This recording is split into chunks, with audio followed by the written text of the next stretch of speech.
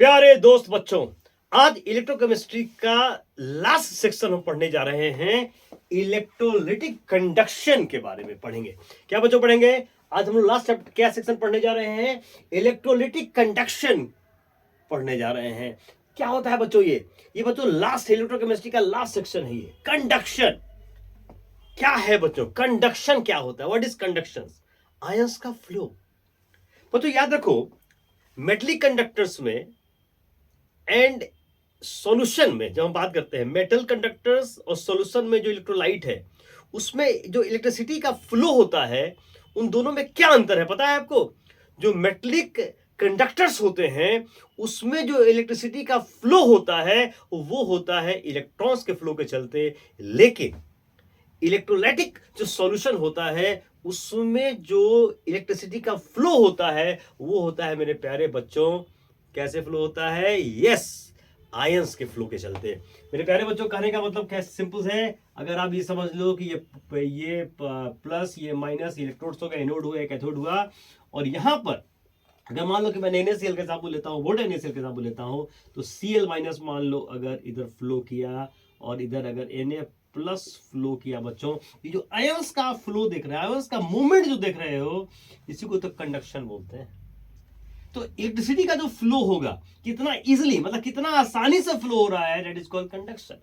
मुश्किल से हो रहा है रेजिस्टेंस, मतलब अगर स्ट्रॉन्ग अट्रैक्शन इसके बीच में है, ये जो सॉल्वेंट है उससे कितना इसका अट्रैक्शन है, मान लो कि यहाँ सॉल्यूशन भी अगर है तो कितना उसका आयंस का उससे इंटरेक्शन है, इस सब पर डिपेंड करेगा resistance.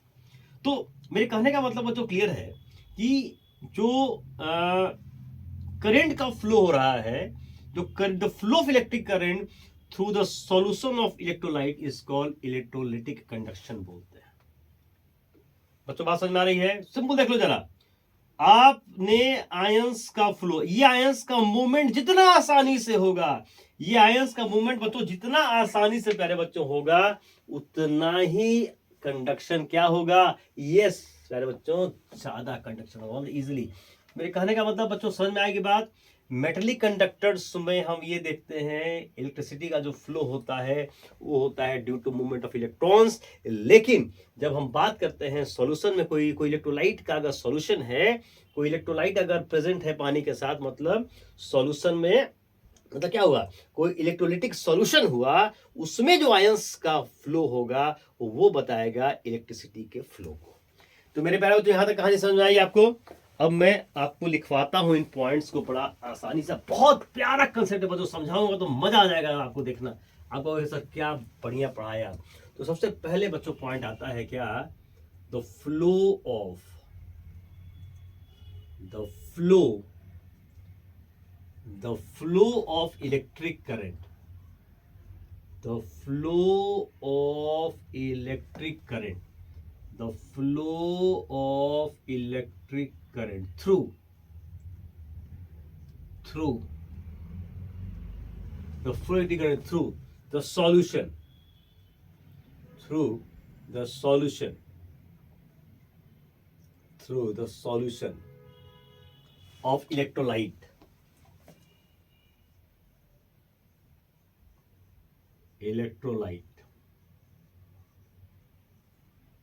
is called electrolytic conduction।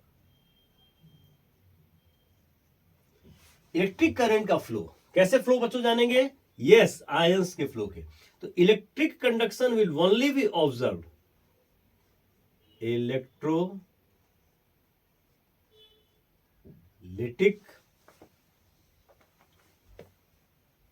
conduction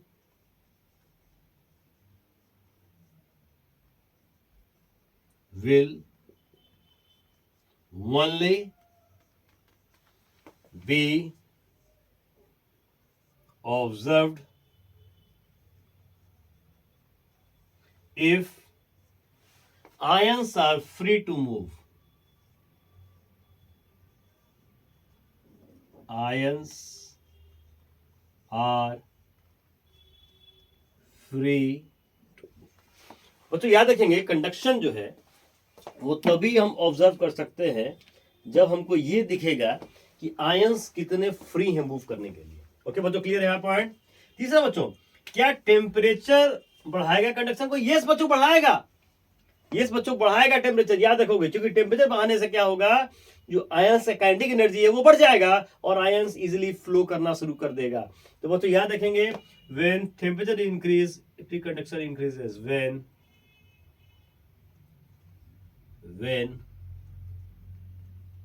temperature is increase, temperature को इंक्रीज करने से आयंस की काइनेटिक एनर्जी बढ़ जाएगी। टेम्परेचर इंक्रीज, ठीक है, इज इंक्रीज्ड, इलेक्ट्रोलिटिक कंडक्शन क्या होगा बच्चों, इंक्रीज कर जाएगा। ये बच्चों 3 पॉइंट्स थे। इलेक्ट्रिक करंट का फ्लो इलेक्ट्रोलाइट के सॉल्यूशन से, इसका मतलब क्या हुआ, आयंस का मूवमेंट। इलेक्ट्रिसिटी जब भी हम देखेंगे सॉल्यूशन कैसे बच्चों, तो हम यही देखेंगे कि आयंस का फ्लो हो रहा है कि नहीं हो रहा है। अगर आयंस का फ्लो हो रहा है इसका मतलब करंट भी फ्लो कर रहा है, ठीक है। और third point, the very important point, जब टेम्परेचर हम बढ़ाते हैं तो आयंस की काइनेटिक एनर्जी बढ़ जाती है, जिसके चलते मेरे प्यारे बच्चों इलेक्ट्रोलाइटिक कंडक्शन क्या होता है, बढ़ जाता है। इलेक्ट्रोलाइटिक कंडक्शन क्या होता है बच्चों, बढ़ जाता है। तो बात तो यहां तक बात समझ में आ गई बढ़िया से। चलिए अब मैं जल्दी से इसको मिटाता हूं, आप जल्दी से नोट कर लीजिए इसको।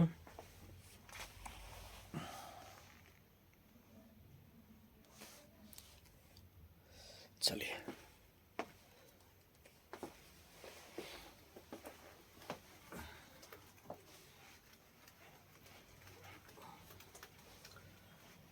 अब बच्चों हम बात करते हैं आगे कि ये तो बात समझ में आ गई, यहां तक कोई दिक्कत नहीं है, चलो ठीक है। अब है कि रेजिस्टेंस की क्या कहानी बच्चों। एनीथिंग जो भी आयंस के फ्लो को प्रभावित करेगा, anything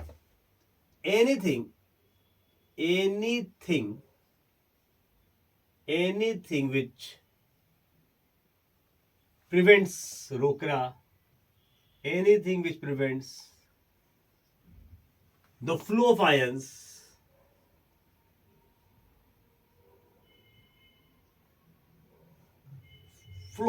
causes resistance to current flow,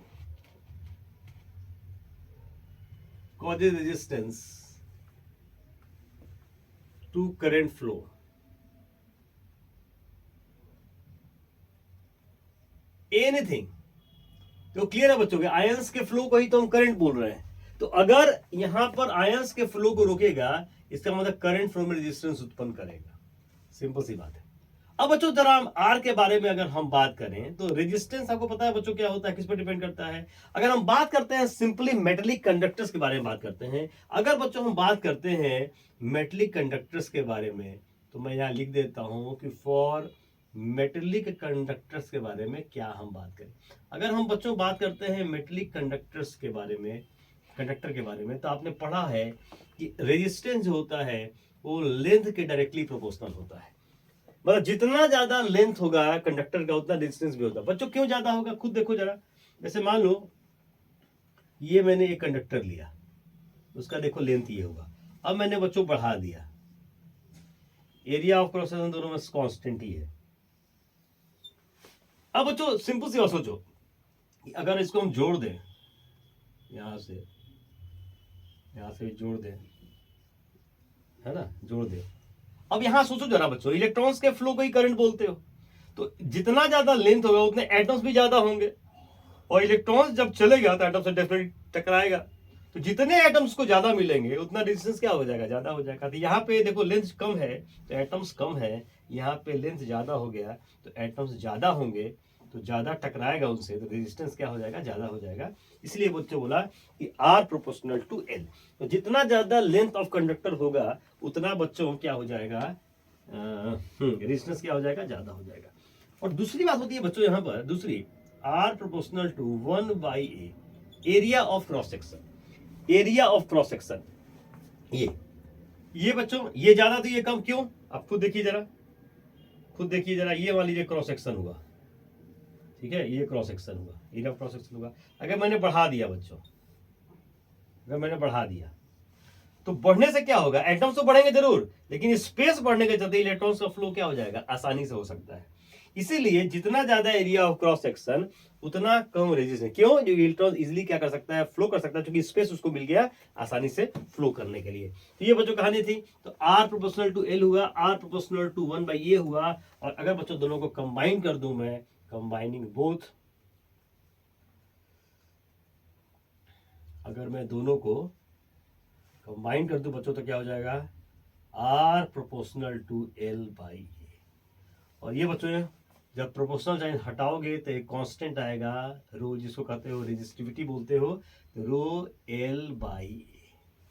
ये R इज रेजिस्टेंस, ये हो जाएगा रेजिस्टिविटी, ये specific resistance, length of conductor और एरिया ऑफ कंडक्टर। R का बच्चों मतलब रेजिस्टेंस, रो का मतलब क्या हुआ, ये रो क्या हुआ, R क्या बच्चों, length of area of cross section. लिख दूं R बच्चों क्या हुआ, resistance, R is resistance, resist कर रहा है, resistance. Rho is specific resistance और रेजिस्टिविटी, स्पेसिफिक रेजिस्टेंस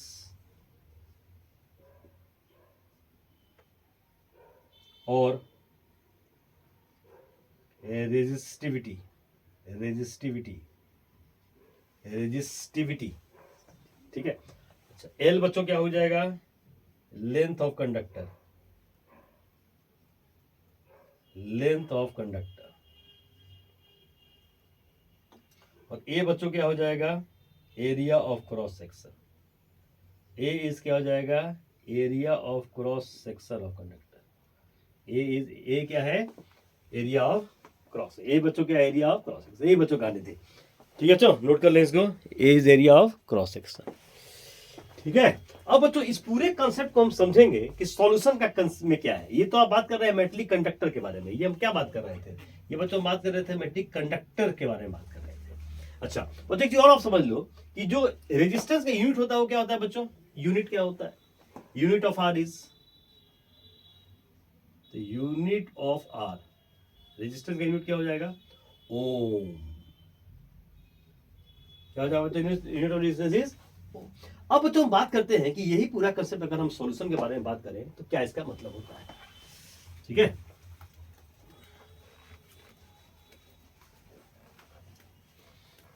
इसका बच्चों मतलब क्या होता है, अगर हम बात करते हैं कि अगर सॉल्यूशन के केस में अगर हम बात करें पूरे कंसेप्ट में, तो अब उसके पहले थोड़ा सा बच्चों और मैं बता दूं कंडक्शन के बारे में। कंडक्टेंस क्या है, resistance, conductance.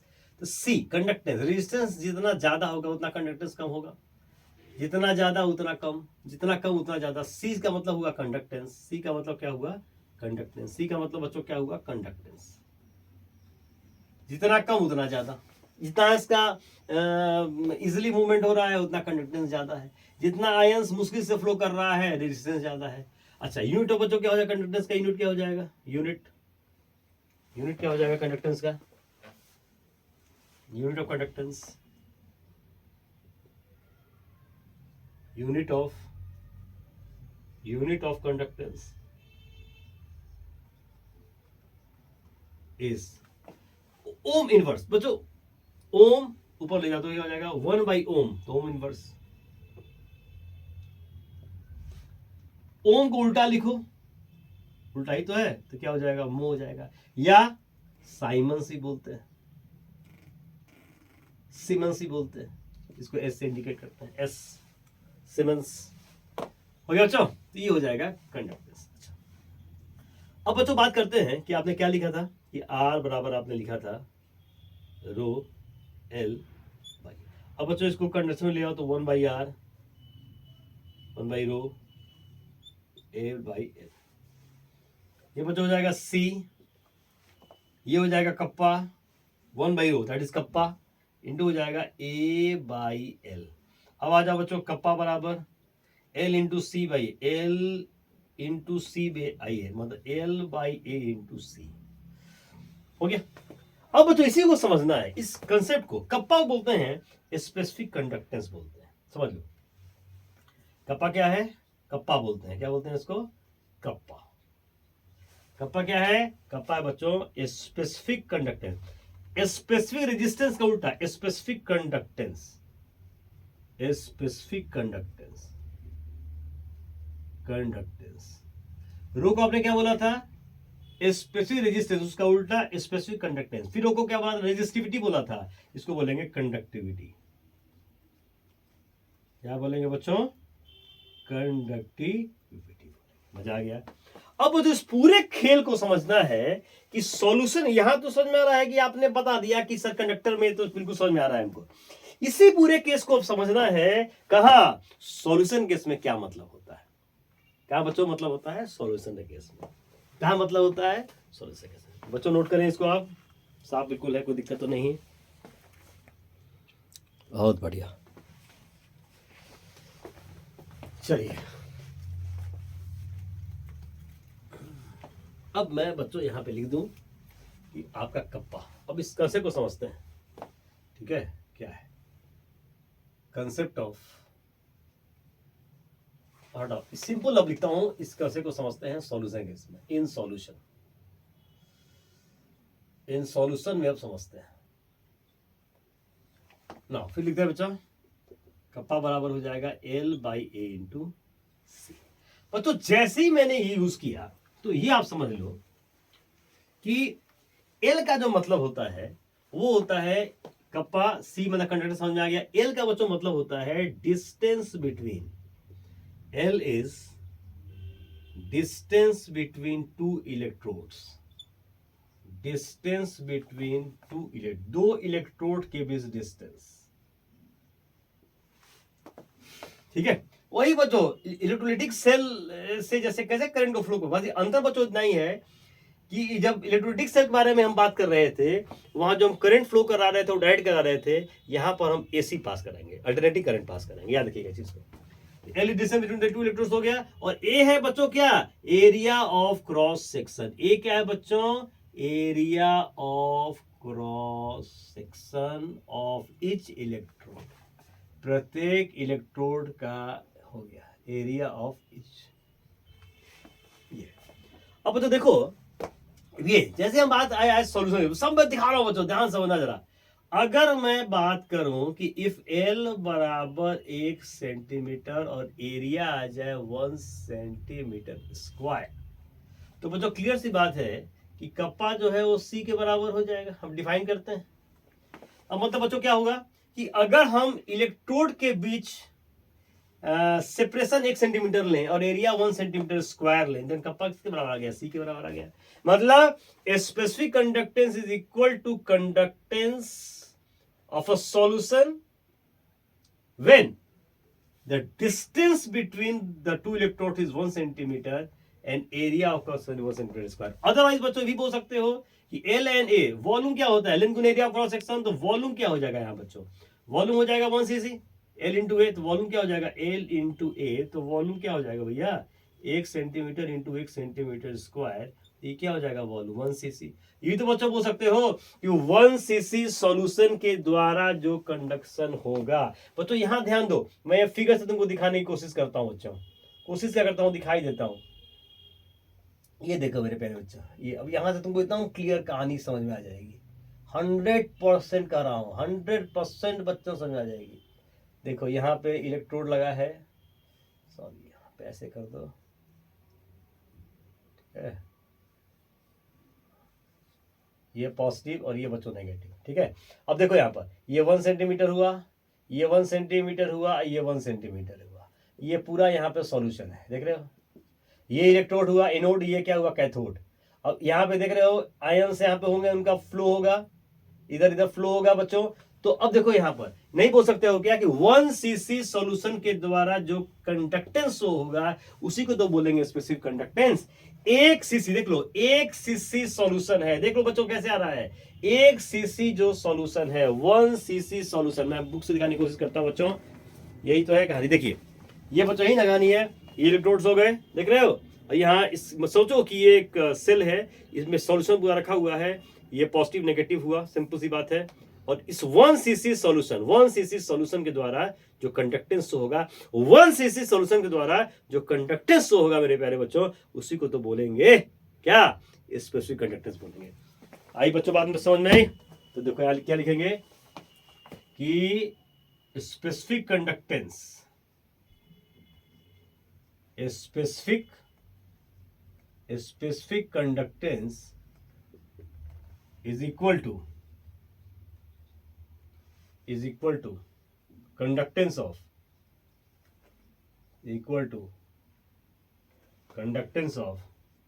1 cc of solution।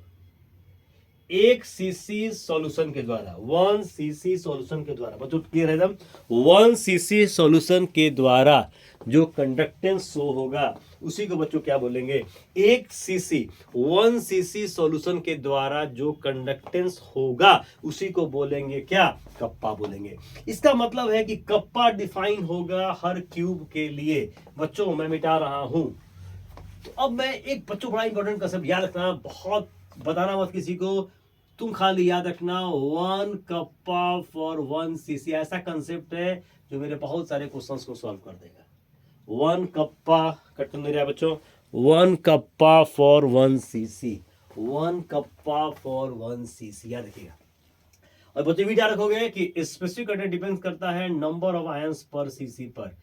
Specific conductance जो है, स्पेसिफिक कंडक्टेंस जो है वो डिपेंड करता है किस पर, depends number of ions per CC पर डिपेंड करता है। एक सीसी में कितने आयंस हैं, उनका मूवमेंट हो रहा है, इस पर डिपेंड करेगा कौन, स्पेसिफिक कंडक्टेंस। हो गया बच्चों, कहानी है तो समझ में आ गई। चलिए अब इसके बाद करते हैं यूनिट पर जरा। बच्चों एक चीज और याद रखोगे कि L बाई ए को हम सेल कांस्टेंट बोलते हैं। क्या बोलते हैं भाई, ये को cell constant. L fix, A fix, cell fix हो जाएगा। तो L बाई ए मतलब cell constant, cell constant, cell constant को क्या बोलेंगे, L बाई ए। अच्छा कप्पा बराबर क्या आया, L बाई ए इंटू सी आया। अब बात करते हैं किसको, यूनिट पर। किसके यूनिट पे बात करते हैं, कप्पा के। क्या होगा बच्चों, सेंटीमीटर, सेंटीमीटर स्क्वायर, ये होता है ओम इनवर्स, दैट इज मोह। तो हो जाएगा ये मोह, इसका यूनिट बात करें ऐसे लिख दें, इसको ऐसे लिख देते हैं C इंटू एल बाई ए। अब इसको लिखो बच्चों, ये हो जाएगा क्या, मोह, ये सेंटीमीटर या सेंटीमीटर स्क्वायर, ठीक है। तो ये हो जाएगा क्या, सेंटीमीटर इनवर्स। समझ आ गई नहीं आई, ये आ जाएगा मोह, ये आ जाएगा सेंटीमीटर, ये आ जाएगा सेंटीमीटर स्क्वायर, कट गया ऊपर ले जाओ तो ये हो जाएगा मोह पर सेंटीमीटर। तो बच्चों यूनिट ऑफ कप्पा क्या हो जाएगा, यूनिट ऑफ कप्पा हो जाएगा हमारा क्या, मोह पर सेंटीमीटर। याद रखेंगे बच्चों, बोर्ड के लिए very important, unit of kappa is मोह पर सेंटीमीटर। क्या, मोह पर सेंटीमीटर, क्या, मोह पर सेंटीमीटर, क्या, मोह पर सेंटीमीटर। हो गया बच्चों, मिटाऊं अब इस चीजों को। चलिए चलिए मिटा रहा हूं।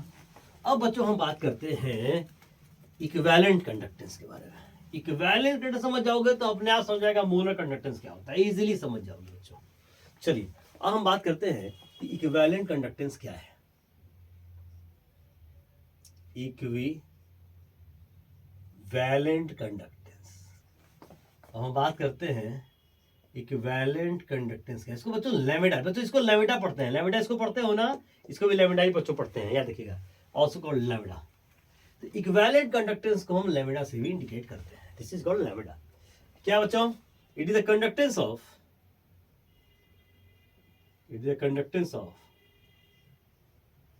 It is the conductance of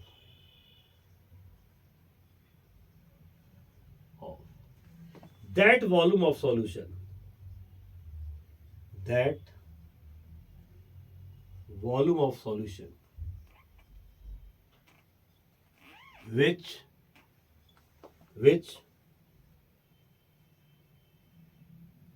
contains 1 gram equivalent of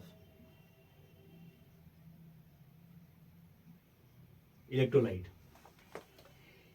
1 gram equivalent electrolyte जो कंडक्टेंस शो कर रहा है उस सॉल्यूशन, या it is the conductance of that volume of solution which contains 1 gram equivalent of electrolyte.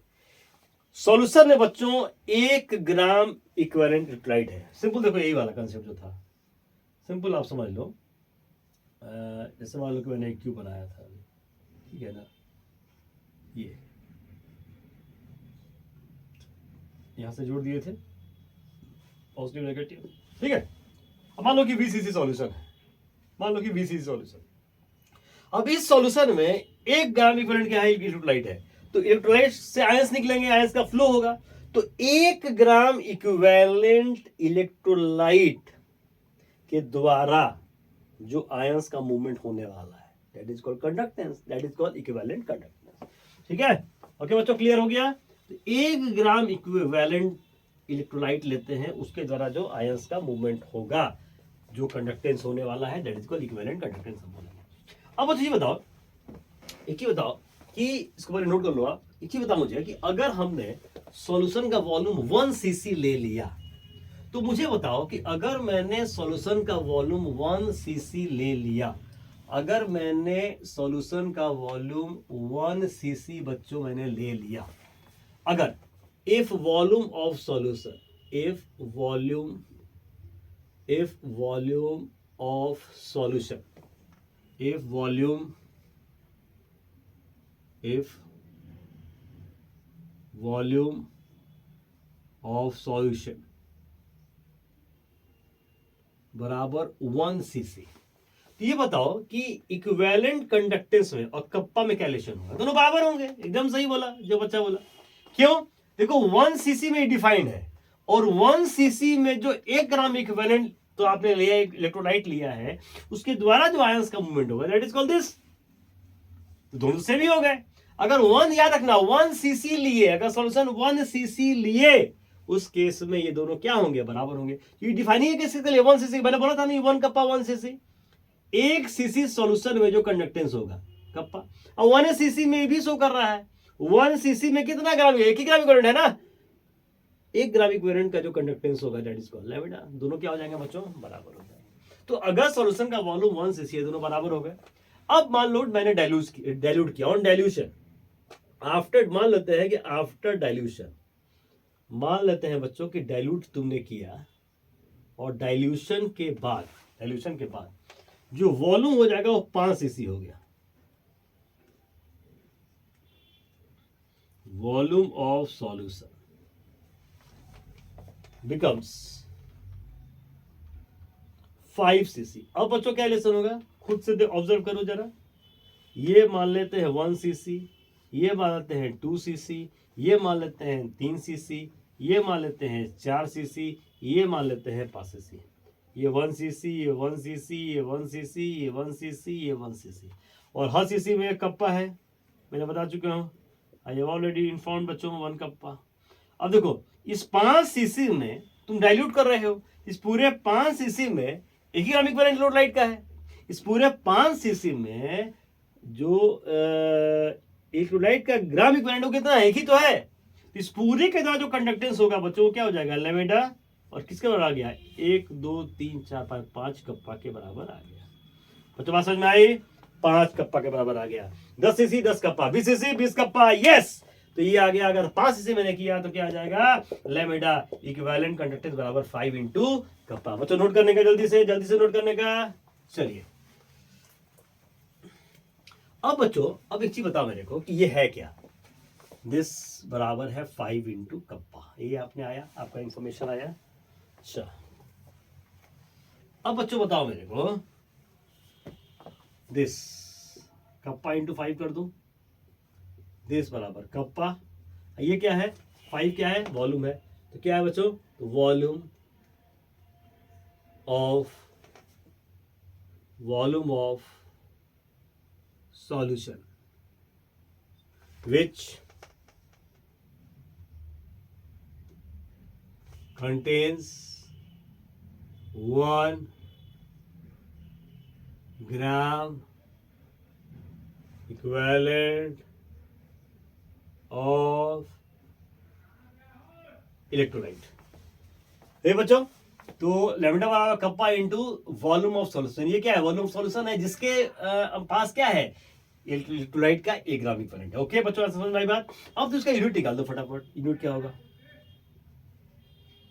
बच्चों? इसका यूनिट बता दो जल्दी से, क्या होगा यूनिट? ठीक है, अच्छा एक काम करो, यहाँ पर 5 के बदले v कर दूं तो कोई दिक्कत? कप्पा इंटू 5 जो था यहाँ बच्चों, तो कप्पा इंटू क्या कर देता हूँ? v कर, याद रखना है इस चीज को, मैं बाद में यूज करूंगा। Kappa into v, kappa into v, kappa v का मतलब मान लेते हैं कि v का मतलब ये। नाउ यूनिट ऑफ कप्पा क्या हो? यूनिट ऑफ लैम्डा क्या हो जाएगा बच्चों? इसका यूनिट क्या था बच्चों?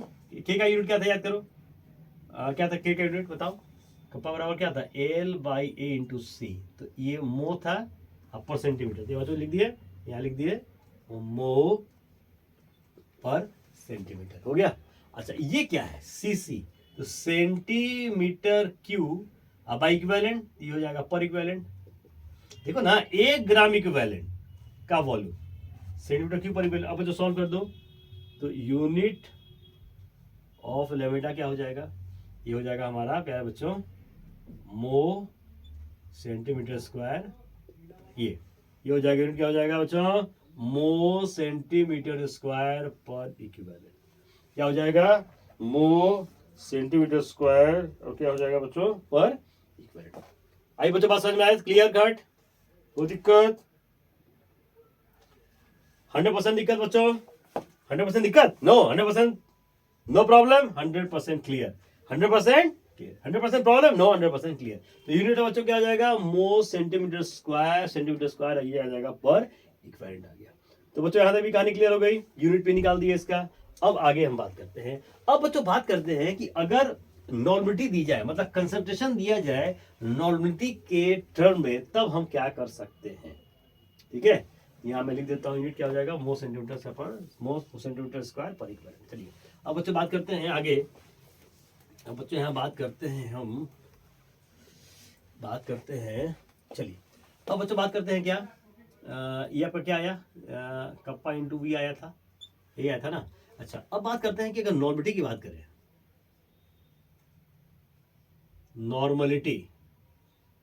नॉर्मलिटी ऑफ ए सॉल्यूशन, अगर मान लेते हैं बच्चों xn है, इसका मतलब क्या होगा?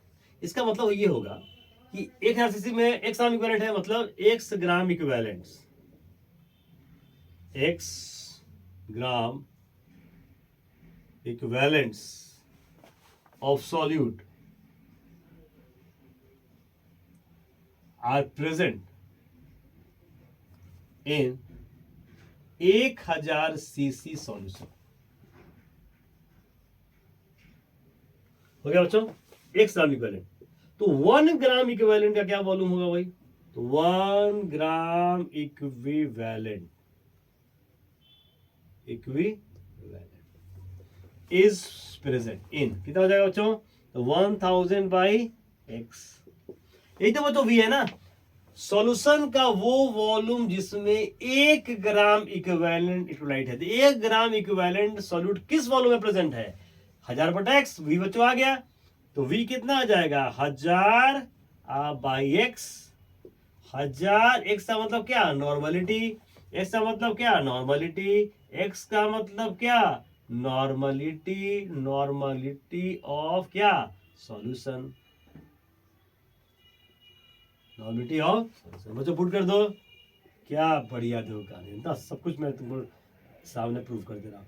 1000 बटा कितना हो जाएगा? नॉर्मलिटी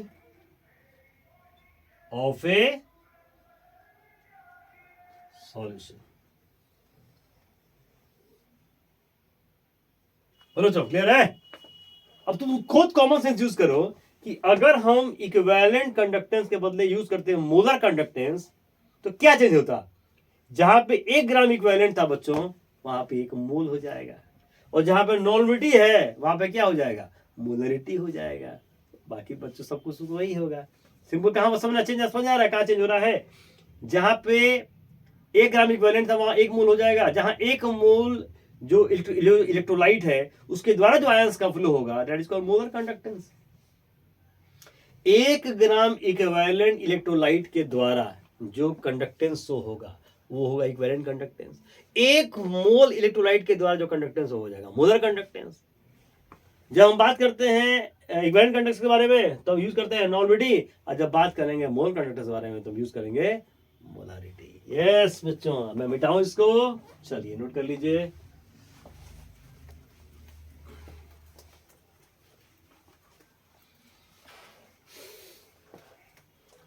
प्यारे बच्चों, अब बात करते हैं क्या, यस सर बिल्कुल सही बच्चों, आपने बोला molar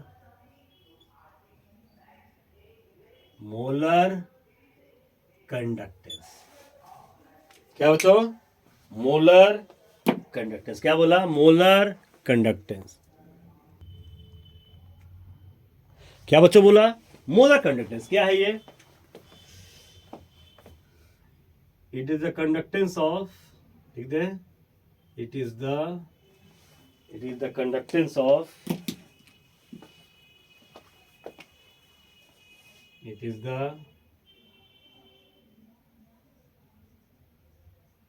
is the conductance of that volume, conductance of that volume of solution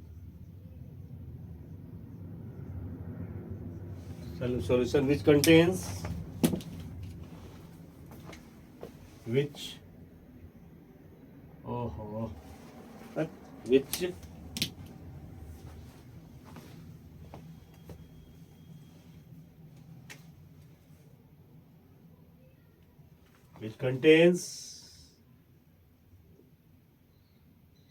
which contains one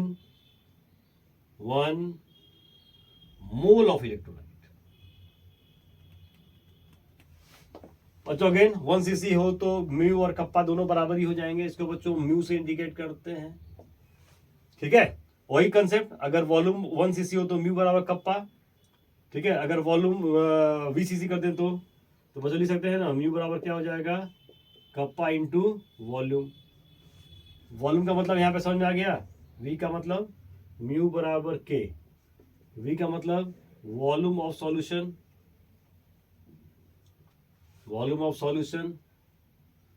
dilute करके हम VCC कर दिए तो volume of solution which contains 1 mole of electrolyte.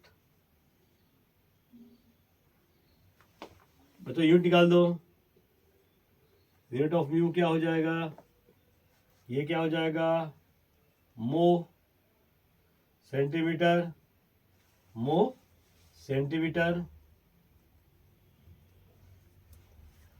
क्या हो जाएगा बच्चों, सेंटीमीटर। ये क्या हो जाएगा, सेंटीमीटर क्यूब पर इक्विवेलेंट। ये यूनिट क्या हो जाएगा बच्चों, यूनिट ऑफ म्यू इज मो सेंटीमीटर क्यूब, ये आ गया बच्चों, सब याद रखना, ठीक है। अच्छा अब क्या चेंज होगा, सिंपल सा कंसेप्ट में अगर हम मोलरिटी यूज करें तो क्या हो जाएगा, तो म्यू बराबर क्या हो जाएगा, कप्पा, जहां पे नॉर्मलिटी था बच्चों क्या हो जाएगा, तो मोलरिटी हो जाएगा 1000 बाई क्या, molarity of a solution, molarity of a solution. लो अच्छा ये बता दिया, चलो क्लियर है तक एकदम, बहुत बढ़िया, ठीक है अच्छा। तो म्यू बराबर कप्पा इंटू क्या आ जाएगा, 1000 बटा मोलरिटी ऑफ ए सॉल्यूशन। चलिए बेटा इसको, अब बच्चों बात करते हैं कि रिलेशनशिप क्या है इक्विवेलेंट कंडक्टर्स में और मोलर कंडक्टर में। बच्चों बहुत यूज में आता है, बहुत पूछता है इस पर क्वेश्चन, बहुत पूछता है बच्चों। आइए रिलेशनशिप बिटवीन, रिलेशन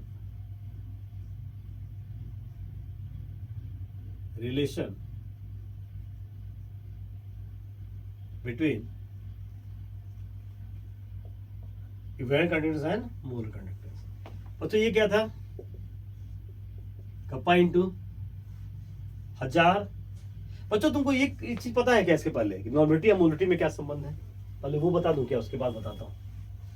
पहले वो बच्चों जान जाओ, ये भी समझ में नहीं आ गई है। रिलेशन बिटवीन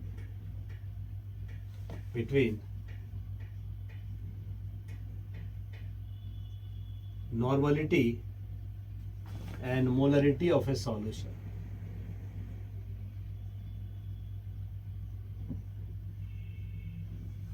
क्या है तो नॉर्मलिटी क्या होती है? नॉर्मलिटी बराबर नॉर्मलिटी ऑफ ए सॉल्यूशन बराबर W by of solute into 1000 by volume of solution in CC. बच्चों मोलिटी क्या होता है? मोलरिटी ऑफ ए सॉल्यूशन बराबर moles of a solute into 1000 by volume of solution in CC. अच्छा divide कर दो दोनों को, डिवाइड तो क्या आ जाएगा? Normality of a solution by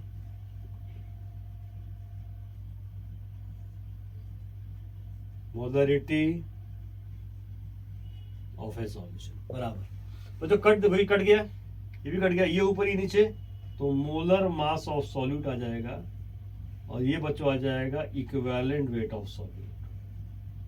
बच्चों इक्विवेलेंट वेट क्या होता है? मोलर ऑफ एन फैक्टर, तो मोलर मास ऑफ सॉल्यूट, वो तो एन फैक्टर कंसेप्ट बड़ा इंपॉर्टेंट है।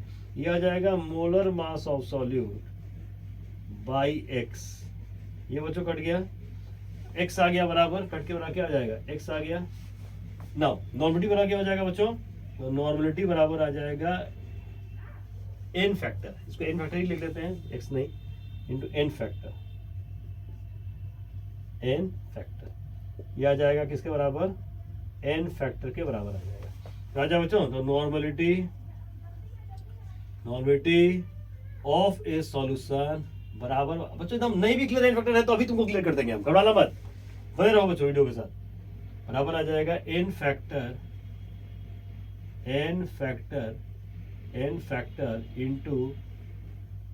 Into molarity of a solution. हो गया? तो मोलरिटी को जब हम एन फैक्टर से गुना करते हैं तब बच्चों आता है क्या? Normality. N factor into molarity, molarity को किससे गुना करते हैं? एन फैक्टर से, तो क्या जाता है बच्चों? नॉर्मलिटी चला आता है।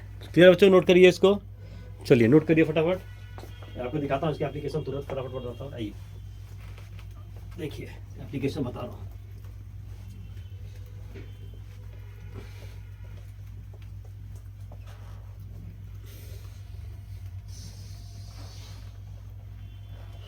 आइए अब याद देखिए, रिलेशन बिटवीन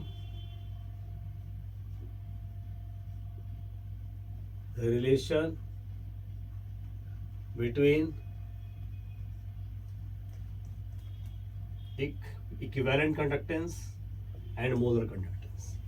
चलिए बच्चों ये बताइए ये क्या था?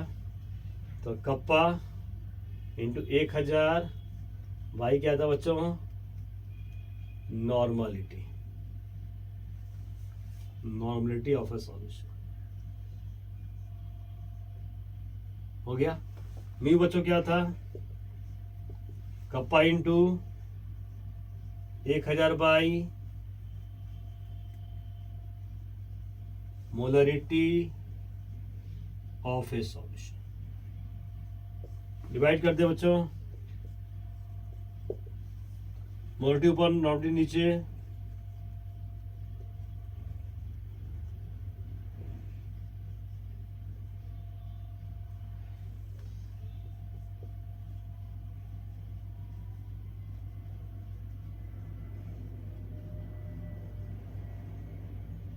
हो गया। नाउ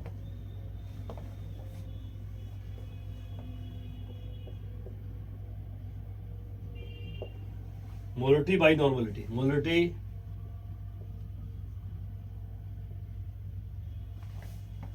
ऑफ ए सॉल्यूशन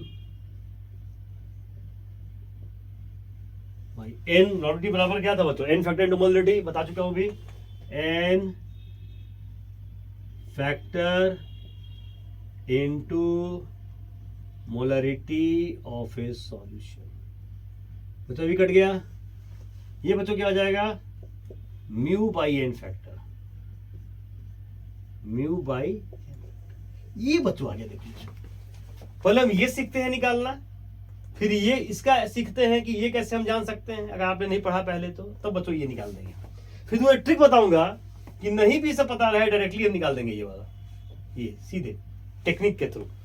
तो बच्चों नोट करिए फटाफट, आइए बता दूं मैं आपको। चलिए देखिए, ऐसे मान लीजिए बच्चों कि मैंने एग्जाम्पल दिया, 2 एग्जाम्पल बच्चों दूंगा, बस 2 एग्जाम्पल तुम्हारा क्लियर हो जाएगा। तो जस्ट 2 एग्जाम्पल्स। मान लीजिए मैं एग्जाम्पल दिया बच्चों LCl3 का, ठीक है, तोड़ने आता है बच्चों, घेर दो, जो आयंस में जाने लायक है ना उसको घेर दिया करो, घेर दिया, यहाँ 1, इधर ले जाओ 3+, इधर ले जाओ, इधर जाएगा केटायन में जाएगा, इधर जाएगा एनायन के फॉर्म में चला जाएगा, 3 पॉजिटिव, यहाँ 1 माइनस, ठीक है। और तोड़ो इसको, तो Al3+, ये तोड़ो 3Cl-, तोड़ दिए। अब लिखना है म्यू, मोलर कंडक्टेंस, तो म्यू ऐसे लिखते हैं, म्यू Al3, ठीक है। चलो अब देखो आयंस को दिखाते हैं लैम्बडा से, लैम्बडा मोलर, 1 मोल के लिए आयनिक कंडक्टेंस, आयन से आयनिक कंडक्टेंस होगा, कितना हो जाएगा Al3+। यहाँ बच्चों 1 है तो यहाँ 1 से गुना कर दो, जैसे मूल गुना करते हो, इसका 1 मोल Al3+ दिया और 3 मोल Cl- दिया, तो 1 इंटू इतना हो गया, प्लस 3 इंटू 3 मोल, तो 3 इंटू हो गया लैम्बडा, 1 मोल के लिए ये मैं ले रहा हूं, समझ रहे हो बच्चों, 1 मोल का ये है तो 3 मोल के लिए कितना आएगा, 3 से गुना कर दो, सिंपल है बच्चों, आ गया। अब यहाँ एन फैक्टर बच्चों निकालते हैं, क्या निकालते हैं, एन फैक्टर तुमको निकालते हैं, एन फैक्टर Al3 कितना हो जाएगा, इज, याद रखना ये आयनिक कंपाउंड है, आयनिक कंपाउंड का एन फैक्टर होता है टोटल पॉजिटिव चार्ज, या तो केटायनिक में टोटल, या तो इसमें देखो टोटल पॉजिटिव कितना है, या तो एनायन में देख लो, टोटल पॉजिटिव चार्ज और इट्स केटायनिक और anionic part, total charge on its cationic और anionic part, total charge on its cationic और एनायनिक पार्ट, ओनली मैग्नीट्यूड। देखो या 3 पॉजिटिव या 3 नेगेटिव, कोई एक ले लो, 3 हो गया। अब बच्चों मोलर निकाल चुके हो कंडक्टेंस, इन्वर्टर से डिवाइड कर दो, ये निकल जाएगा, तो ये निकल जाएगा, ये तो AlCl3 बराबर, आ जाओ यहाँ पुट कर दो, तो 1 इंटू लैम्बडा मोलर Al3+ हो गया, प्लस 3 इंटू लैम्बडा MCl-, पाई कितना आ जाएगा, 3 हो जाएगा,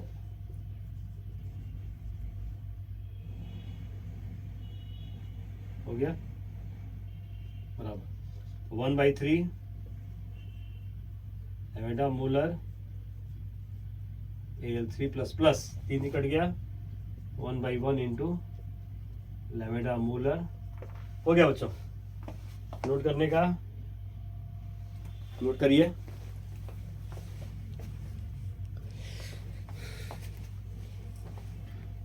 ठीक है। तो अच्छा बच्चों, अगर तुम डायरेक्ट ये नहीं करना चाहते हो, ठीक है, तो कुछ ही बताऊं मैं ट्रिक डायरेक्टली, यहां तक तो कोई दिक्कत ही नहीं है। ये मान लो भूल गए तुम बच्चों, कुछ नहीं करना है, देखो कुछ नहीं करना है, ये लिख दिए, ये किसके लिए, तो AlCl3 के लिख दिए। अब बच्चों ध्यान दो, यहां पर इस 1 से कोई हमको मतलब नहीं है, ये जो केटायन है और ये जो एनायन है, बस इसी को ध्यान दो। यहाँ लिख दो पहले लैम्बडा M, ठीक है, डायरेक्टली बता रहा हूँ, Al3 लिख दिए, और जो बच्चों ये चार्ज है ना उसे खाली डिवाइड कर दो, हो गया, प्लस लैम्बडा Cl- बाई 1, देखो वही है, समझे बात को, लैम्बडा M Al3+, जो चार्ज है उसे division, lambda M Cl-, lambda M Cl- अब भाई बस यही करना।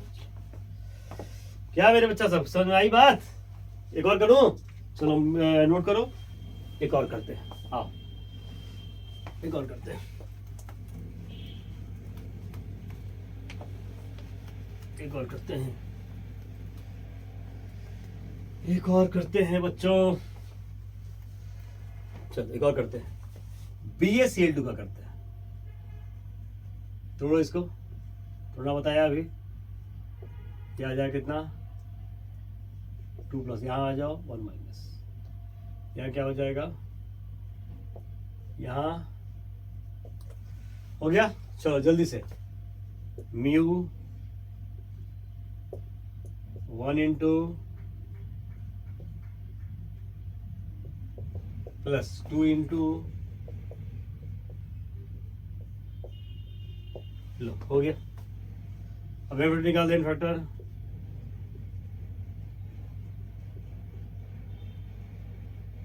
इज 2, टोटल पॉजिटिव या total negative, total charge on its cationic और एनायनिक पार्ट।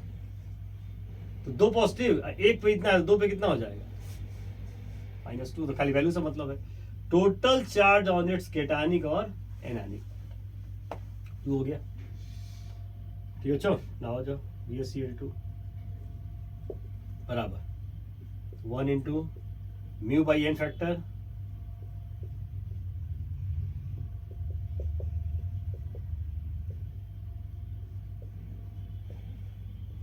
लो आगे बढ़ जाओ, 1/2 lambda molar Ba2 plus 2 cancel बच्चों, 1/1 2 कैंसिल इंटू लैम्डा एम। लो आ गया, डायरेक्ट भी कर सकते थे, डायरेक्टली कर सकते हो। अब देखो lambda M Ba2 plus by 2, lambda cell minus by, सीधे डायरेक्टली कर सकते, लिख दो lambda M Cl minus by 1। लो बच्चों आ गया, अब तो कर लोगे बच्चों, अब तो कर लोगे ना, पॉजिटिव हमको खुद से करना, ठीक है, खुद से कर लेना अब इसके बाद सारा चीज।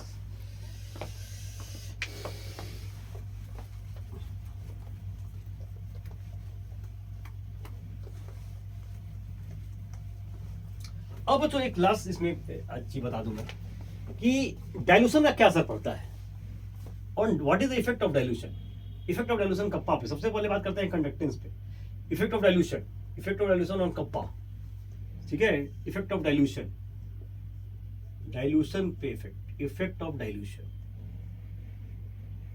Effect of dilution. बच्चों कंडक्टेंस तो बढ़ेगा क्योंकि आयंस मोर एंड मोर टूटेंगे। जब डाइल्यूट करेंगे, पानी क्या करता है, तोड़ता है इलेक्ट्रोलाइट को, आयंस जब ज्यादा होंगे तो मूवमेंट भी होगा तो बढ़ेगा। कंडक्टेंस इंक्रीजेस ऑन डाइल्यूशन, ये हो गया, conductance increases on dilution, conductance increases on dilution. दूसरा आता है कप्पा। बच्चों यही घटेगा, स्पेसिफिक कंडक्टेंस बच्चों क्या होगा ना, घटेगा। क्यों घटेगा बच्चों, सोचो जरा। स्पेसिफिक कंडक्टेंस जो है, स्पेसिफिक कंडक्टेंस जो है, स्पेसिफिक कंडक्टेंस